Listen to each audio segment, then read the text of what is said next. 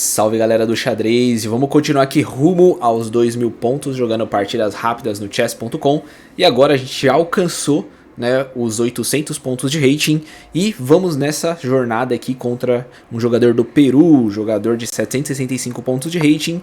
E4, o jogador faz E5, eu faço cavalo F3, o jogador faz cavalo C6 e agora novamente a gente vai para Ruy Lopes, né, uma abertura muito forte, aquilo que eu falo, vale muito a pena para você que quer, né, aprender aberturas novas e boas, né? Eu acho essa aqui uma abertura leve, fácil de jogar e tranquila. E aqui o jogador faz a variação de Steinitz. Inclusive, para deixar claro para vocês como é que eu sei esses nomes e tudo mais, para quem joga no chess.com sabe muito bem que quando você vai fazendo os lances, aparece aqui, né, do lado o nome da abertura, né? E aí mostra as variações da abertura. Eu vou ver se eu coloco na tela para vocês aí. Vou dar um jeito de começar a colocar essas partes, né? E também as linhas que o computador mostra aqui, que é legal também para ver. Certo? Bom, aqui eu faço um C3 dessa vez, exatamente. Antes, o que eu estava fazendo antes? Antes dessa posição eu fazia o pequeno rock, exatamente. Bom, o pequeno rock não é ruim, é muito bom, na verdade, né? Eu até recomendo você fazer o pequeno rock. O C3, na verdade, foi diferente. Foi apenas para mim jogar de forma diferente, né? Para ver se é melhor me adequar a estilos diferentes, para ver se vale mais a pena o C3 do que o rock, entendeu? Que a ideia do C3 aqui é dominar o centro fazendo um D4 no futuro, né? Essa é a ideia. Bom, aqui na posição o jogador joga cavalo F6 e eu faço agora D3. E aí você me pergunta, por que D3, cara? Eu poderia nesse lance aqui fazer D4 também, pode ser essa posição também, não era podre. Entendeu? O computador fala que é muito bom. O computador fala que peão D4 aqui seria interessante, certo? Só que eu pensei também no pequeno rock aqui, só que eu falei, mano, não vou sacrificar esse peão à toa também. Eu sei que tem uns ataques legal aqui, mas eu não tô muito afim de fazer esses sacrifícios agora não. Então, vamos jogar como se fosse uma italianinhazinha, né? Como se fosse uma italiana. E aí eu joguei um D3 ali pra proteger o peão central, né? Mas futuramente avançar D4, essa era a ideia, né? Bom, aqui D3, o jogador faz um A6 aqui, eu recuo meu bispo pra A4. E agora ele faz um B5 atacando meu bispo. Inclusive esse C3 ele é bom, porque o bispo pode se esconder na casa de C2, né? Então acaba sendo muito bom. Bom, aqui eu volto meu bispo para C2, inclusive eu não ia fazer esse bispo C2, eu meio que foi um misclick, né, na verdade eu ia fazer bispo aqui em B3, na verdade, né, para ficar nessa diagonalzinha aqui, só que aí eu acabei dando esse misclickzinho, né, foi meio falha aqui, mas ao mesmo tempo valeu a pena, porque eu ainda acabo defendendo o peão central quando eu avançar aqui, certo? Bom, aqui o jogador joga bispo G4 e agora eu faço pequeno rock nessa posição. Ele toma, ele aceita essa troca, ele fala, não, vamos trocar isso aqui, que é um pouco ruim para essas negras, não vale muito a pena, ele tinha que manter o bispo aqui, né? Então ele troca isso aqui, eu aceito essa troca, óbvio, né? E aqui ele faz um H6 para impedir pulos do meu bispo.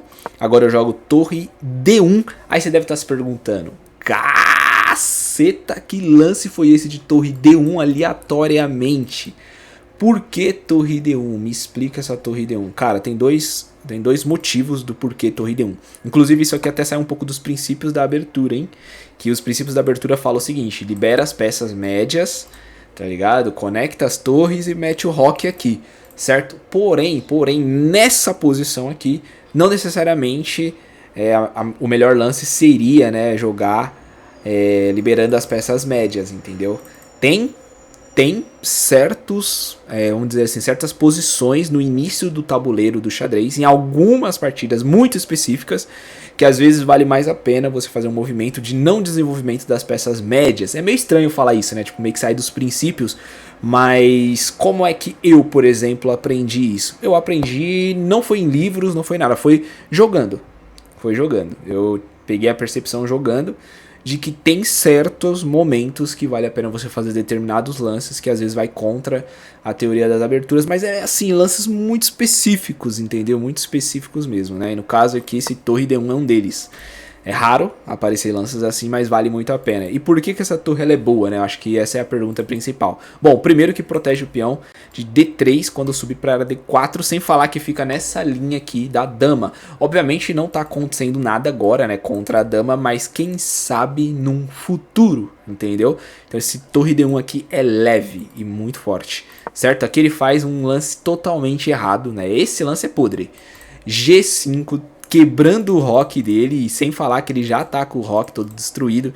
E isso aqui é outro princípio do xadrez, né? Para vocês que tem 1000 pontos, 1200, 1300, 700 pontos, 800 pontos, 600 pontos. Esse aqui é um dos princípios básicos do xadrez, não avance peão desnecessariamente, entendeu? Jamais.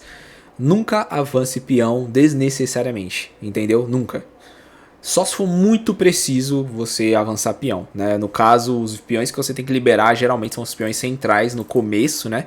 E depois liberar as peças médias e sempre tentar melhorar as peças médias e não ficar avançando peão de forma aleatória, entendeu? E esse G5 aqui é podre porque ele quebra o rock dele mesmo, a proteção pra ele mesmo. Aí muitos jogadores me perguntam isso, falam assim, mas cara, como assim quebrar o rock? Eu não entendo essa parada de quebrar o rock, me explica isso. Bom, vou explicar. É basicamente assim, pensa só comigo. Ó, isso aqui é uma análise interessante para aqueles jogadores que às vezes não tem muita ideia do porquê desse lance de quebrar o rock, certo? Ah, por que o pessoal fala isso? Vou explicar aqui de forma bem simples. Tá vendo esse rockzinho aqui meu? Ele tá intacto, certo? Tem alguma peça, qualquer peça aqui das negras podendo atacar esses peões? Qualquer uma peça. Nenhuma peça ataca esses peões. Entendeu? Nenhuma. Nenhuma peça das negras consegue atacar os peões do rock adversário. Ou do meu rock, no caso, né? Agora, olha o dele aqui. Tá vendo o dele aqui? Cara, o bispo já invade aqui. A dama já tá invadindo aqui. A dama já tá entrando aqui. A dama já tá atacando a posição toda dele aqui, tá vendo? Um futuro bispo entrando também na posição. Não sei se vocês estão vendo. Aí você vai falar assim, pô, mas... mas peraí. Sacrifício de bispo? Sim! Sacrifício de bispo, isso mesmo. Isso é o rock quebrado. Você cria buracos na posição do adversário. Você cria táticos. Entendeu? Isso aqui pode ser um tático no futuro de sacrifício do bispo. Pode ser. Entendeu? Não agora, não dá agora. Mas futuramente é um tático de sacrifício. Eu vou estar com isso na minha cabeça quando eu estiver jogando aqui. Enquanto eu estiver enfrentando o adversário, eu vou estar sempre com isso na minha cabeça. Um sacrifício do bispo aqui em G5 é possível. Então sempre vai estar na minha mente. Quando surgir a oportunidade, eu vou e faço o lance. É isso que é o lance da ideia do quebrar o rock. É você não ficar avançando os peões para eles não poderem sofrer sacrifícios, sofrer ataques, o seu rei ficar exposto. Entendeu? Então não avance peões desnecessários. E isso não é só para jogador de 800, 700 pontos, não. Isso é para jogador até de 2.500 de rating. É para todo tipo de jogador. É um princípio do xadrez que você não pode ir contra. Tá ligado? Existem alguns princípios no xadrez que faz você jamais ir contra eles. E você não pode. Pode ser o Magnus Carlsen, pode ser Garry Kasparov, Bobby Fischer, não importa. Não pode quebrar princípios do xadrez. Ninguém. Até mesmo, acho que só o computador mesmo que pode quebrar mesmo os princípios do xadrez. Porque é o computador, entendeu? Mas o ser humano não pode quebrar esses princípios. Então você também não pode quebrar esses princípios se você quiser ser um jogador um pouquinho melhor. Certo? Bom, aqui eu faço um D4 aqui, o peão, né, tentando abrir a ala toda aqui, né, começar o desenvolvimento forte aqui das peças com tudo, certo? Bom, nessa posição eu jogo bispo E3, o jogador faz grande rock, né, porém, aquilo que eu falei, tá tudo quebrado, os rock dele tá tudo destruído, peões avançando desnecessariamente, e agora sim, o centro tá totalmente fechado, muito ruim pra ele, bispo poderoso aqui nessa diagonal insana, sem falar que o centro ficou dominado, casas brancas dele não jogam mais, tá totalmente ferrado aqui, o cavalo dele vai ter que recuar pro canto, porque não tem como ele voltar pra uma casa média aqui, pra ele poder se segurar, ele tem que voltar ou pra trás ou pro canto aqui, então... o jogo dele já tá encurralado. Ele joga o cavalo no canto. E agora eu simplesmente... Agora sim, ó. Veja só. Agora sim o avanço do peão é necessário. Entendeu? Eu poderia muito bem ter feito o que aqui nessa posição? Peãozinho aqui atacando. Só que ele entraria com o cavalo nessa posição. E aqui esse cavalo ficaria muito forte. Muito forte. Eu pensando nisso, eu falei o que? Ele quer jogar na casa de C4? Calma aí. Não vou deixar. Não vou deixar. Vou impedir ele. É isso que você vai fazer com o avanço de peão. No momento certo, entendeu? Ó, B3.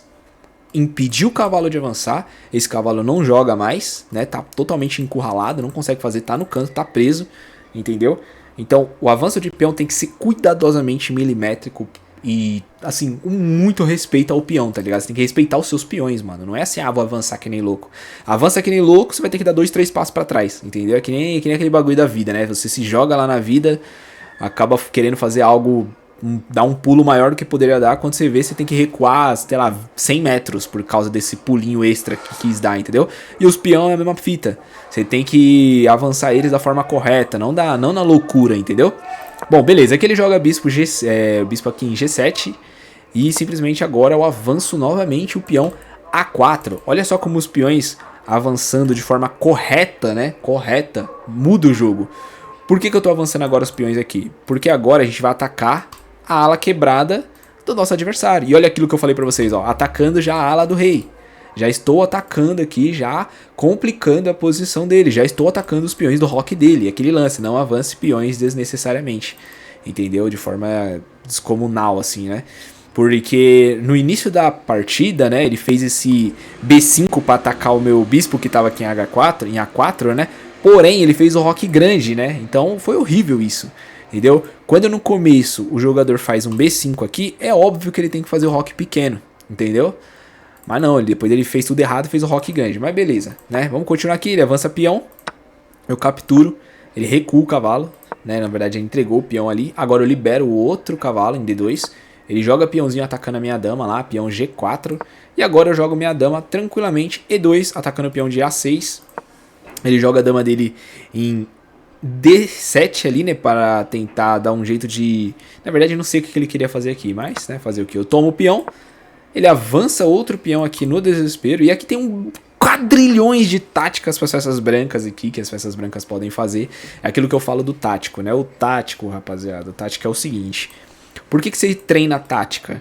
É para que quando aparecer no tabuleiro tático você consiga enxergar, entendeu? É por isso. Tanto contra você, tanto contra o adversário, entendeu? Bom, aqui eu subi peão, resolvi subir o peão aqui, manter 2 peões passados muito forte, na ala do rei dele, que está totalmente exposto. Bom, aqui ele tira a torre dele para E8, e aqui eu jogo o peãozinho B6 aqui e vamos avançar, certo? Aqui ele tira o rei dele, né? Que a ideia desse peãozinho aqui era dar checkmate aqui, né? Porque não ia ter como defender o rei, não tem como o rei fugir para nenhum lugar. Então ele tira o rei dele dali, faz rei D8. E agora eu recuo a minha dama. Olha que lance leve, sabe? Leve, simples, elegante e parece podre, né? Você olha assim, você que olha assim e achou esse lance muito ruim... É porque esse lance ele é tão simples e tão elegante ao mesmo tempo que é muito difícil assim de você acabar fazendo, tá ligado?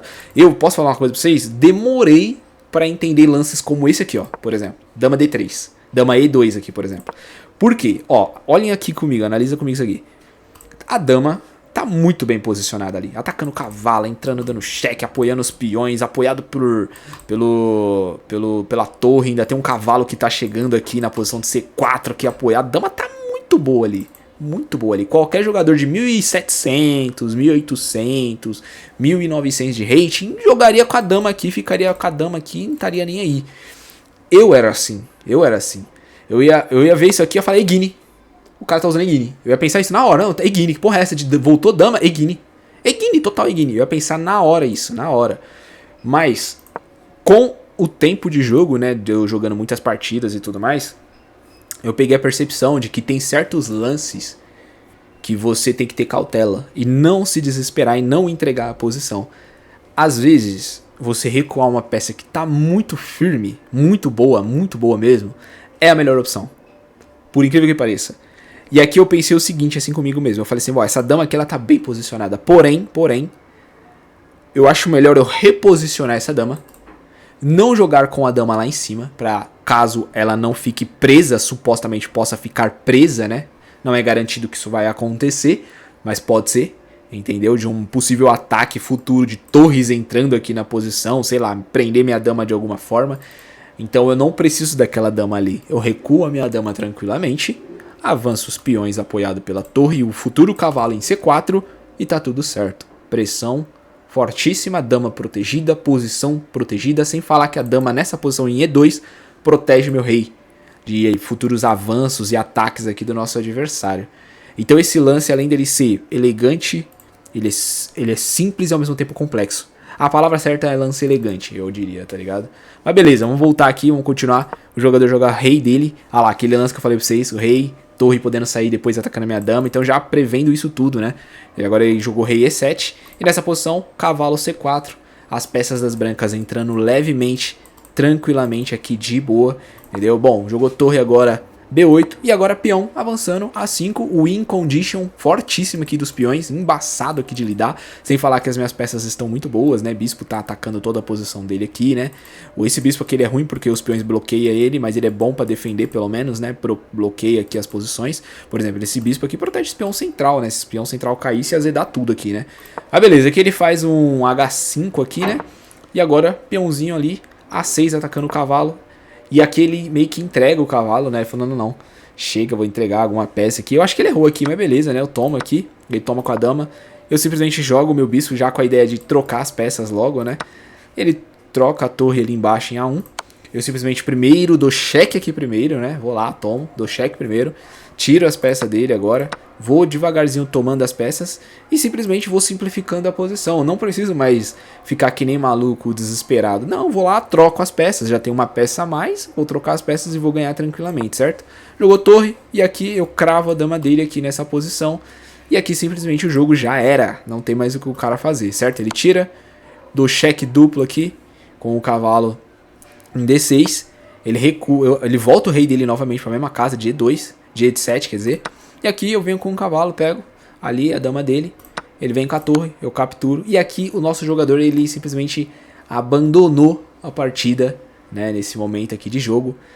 Foi um jogador que jogou firme, eu diria, né, se parar pra pensar, pro rating dele, 765, eu acho que jogou muito bem, na verdade, né. Os jogadores, como vocês estão vendo aí na série, estão perdendo de forma muito tosca. Eu acho que esse jogador jogou firme até na posição, né, tentou, fez alguma coisa, lutou ali, né, desenvolveu lá, fez alguma coisa. Porém, não aguentou, sucumbiu também. E esse jogo foi muito bom, assim, de instrução. E sabe o que é interessante nessa partida aqui, por exemplo? É que ela serve até mesmo para jogadores de rating muito alto. Jogadores de rating de 1800, 1900, 2000 também serve, porque ela é muito instrutiva, né? Ela mostra posicionamento central, ela mostra de domínio de aberturas, ela mostra do rocks, avanços de peões no rock desnecessário, ela mostra o win condition dos peões, domínio do jogo de forma excelente, não dando nenhuma oportunidade pro adversário, entendeu? De forma excelente mesmo, domínio complexo do jogo, né? Aquele lance, né, do lance elegante que eu falei aqui da dama, entendeu? Um lance simples, elegante, vocês veem aí no final, eu nem utilizei mais a dama ficou lá em E2 parada, o resto foi só as peças secundárias dominando a posição do nosso adversário, tá ligado? Então esse jogo foi muito instrutivo, né? Instrutivo para todo tipo de rating, vale muito a pena ver esse tipo de partida que eu gosto bastante. Inclusive já estamos chegando já nos rates de 1000, 1100, 1200, vai ficar mais interessante os jogos, né? Vai ser um pouquinho mais difícil e vai ser um pouco mais legal porque vai ter jogos parecidos com esse aqui, né? E aí a gente acaba encontrando alguns prodígiozinhos de 1200 pontos de rate, por incrível que pareça tem. Jogadores que estão começando agora e fazem lances brilhantes, às vezes, com 1200, 1300 pontos, porque assim, eu falo assim, jogadores de 1700 e 1800, eles fazem lances simples, lances mais comuns, entendeu? Agora, jogadores de 1200, 1300, quando estão aprendendo xadrez, eles são muito mais criativos, eles são muito mais malucos, então eles criam lances ali no meio do jogo que é muito interessante. Os verdadeiros gênios estão ali, né? Os futuros jogadores grandiosos de xadrez, né? Mas beleza, tamo junto aí, vamos pra próxima partida.